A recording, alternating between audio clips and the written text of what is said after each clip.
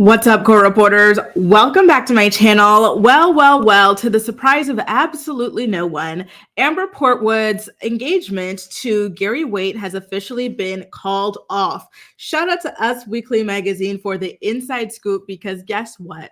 Either Amber herself or someone close to Amber went to the magazine with some sort of sob story to paint her as the victim in all of this.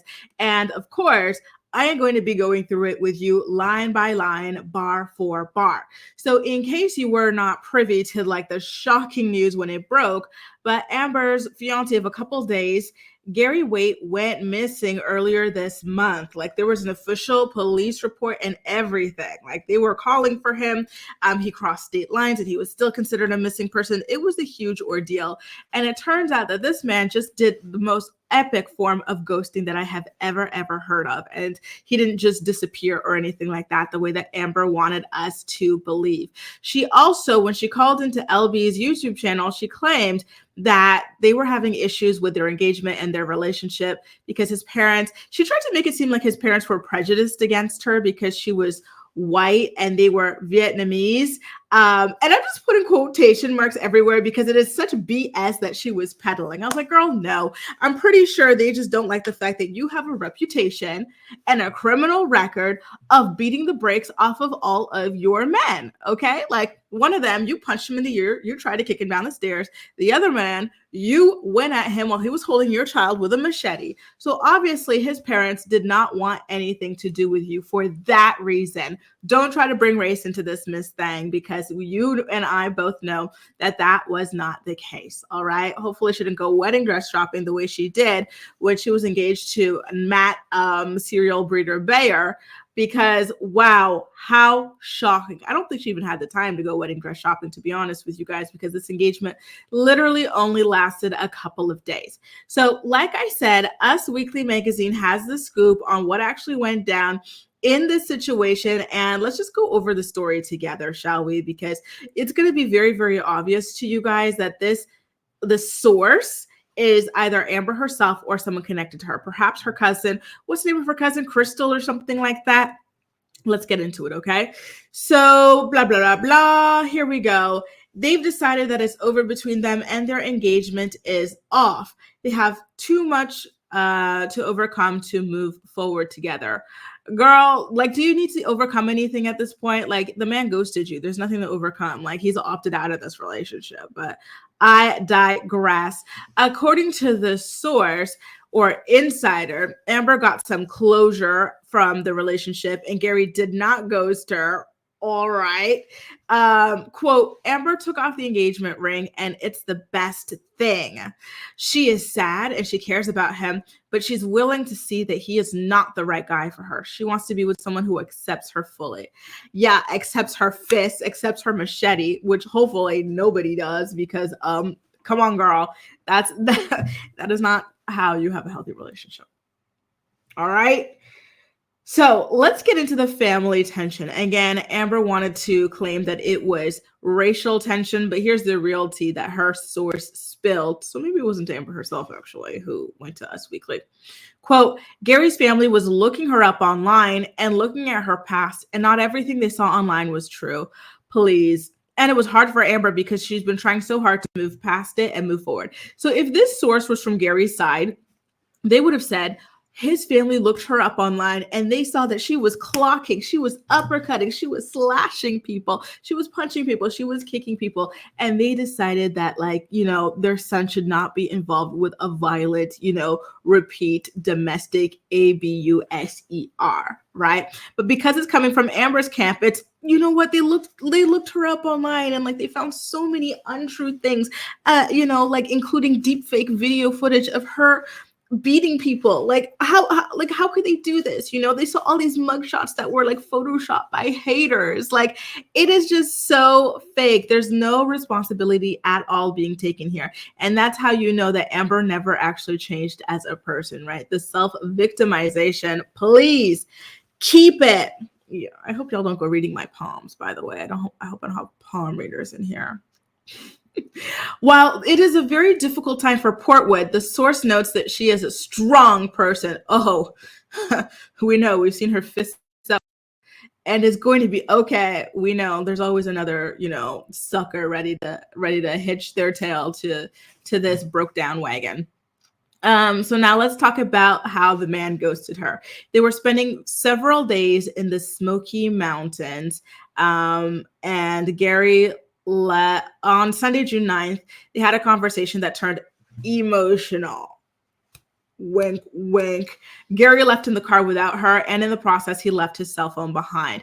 Again, they're very much downplaying this. Given Amber's history, emotional potentially included yelling, screaming, potential punching, potential kicking, potential slashing. Okay. Like, the emotional means a lot of things when it comes to Amber, Thug Life, Portwood. Okay. So I don't like the way they're downplaying this. For this man to leave like that after a big fight with someone who has a long history of pure, wicked violence. We got to stop downplaying this, because if the roles were reversed and if a woman felt so unsafe after an emotional fight with someone that she left her cell phone behind to escape this person, we would not be treating it like it's some casual thing, like, oh, he forgot his cell phone. No, he did not forget his cell phone. Amber probably held his cell hostage, and he decided that although it was unsafe to leave in a completely different state without it, it was still safer than to stay with someone like that. All right.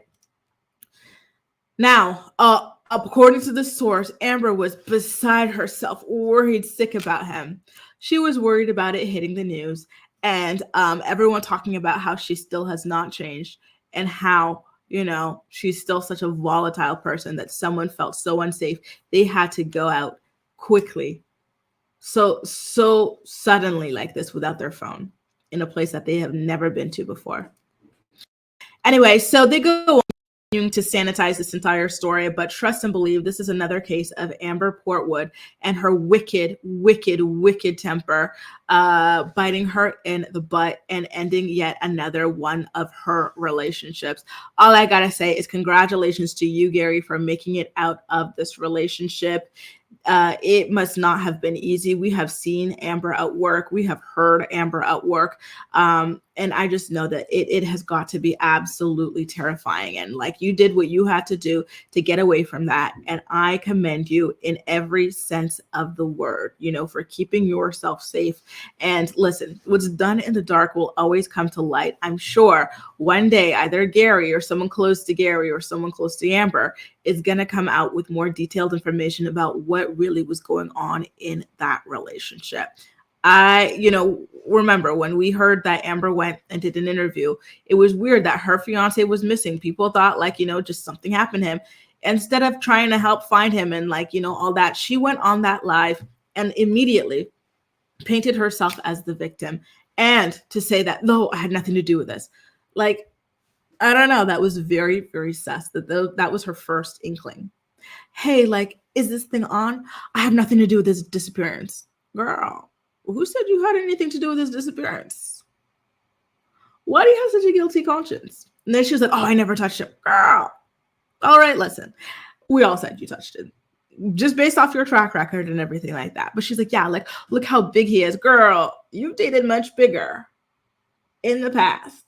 And you put them fists on both of them. You karate chopped them both, girl. So no, we were not buying that excuse either. I've changed. Listen, girl, we all know you have not. And your people / you running to Us Weekly magazine to paint yourself as a victim in all this is further proof of that. You denying that the stuff about you online and your criminal record is real is also proof of you not changing, girl. Listen, I gotta get in touch with Gary. Let me do some digging, see how I can get in contact with Gary, see if we can get him to share his side of the story, because wow, I just know Amber was up to her same old abusive ways. I just feel it in my guts. I feel it in my bones. Whew. Like I said, Gary, congratulations to you for getting out of this before you were legally tied to this woman. My God. Let me know what you guys think about all this in the comment section down below. I believe a new episode of Teen Mom Next Chapter is set to air tonight. We actually saw, let me pull up my Teen Mom Next Chapter deck. We actually saw Gary make a brief cameo only via video on this season of Teen Mom Next Chapter. So I assume that he filmed some subsequent scenes.